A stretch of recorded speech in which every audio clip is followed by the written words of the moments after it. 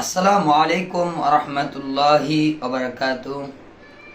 আমার প্রিয় দেশবাসী সবাইকে জানাই ঈদ মুবারক, ঈদ মুবারক, ঈদ মুবারক। আমাকে এক ভাই প্রশ্ন করেছে, হুজুর ফ্রিজে কোরবানির গোশত কতদিন রেখে খেতে পারবো?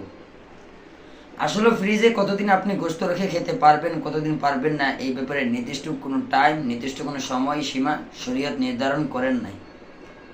শরীয়তে এই ব্যাপারে নির্দিষ্ট কোনো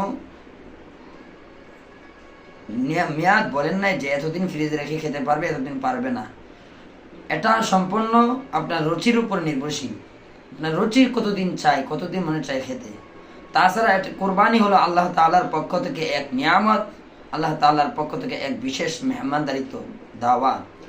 আমি মনে করি এটা দেরি করে খাওয়া, ফ্রিজে রেখে সারা বছর খাওয়া উচিত না। তবে কেউ যদি ফ্রিজে রেখে খায়, মাস কি মাস খায়, তাতে কোনো সমস্যা নেই, কোনো গুনাহ হবে না।